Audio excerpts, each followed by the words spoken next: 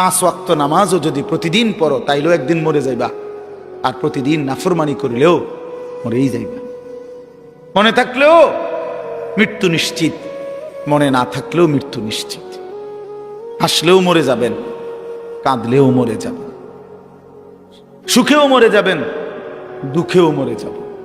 রাজপ্রাসাদের অট্টালিকায় যে সেও মরে যাবে, জীর্ণ কুঠির কুড়ে ঘরে যে সেও মরে যাবে।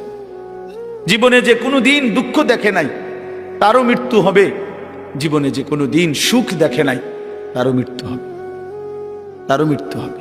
কেউ থাকবে না, কেউ না, কেউ না, কেউ না।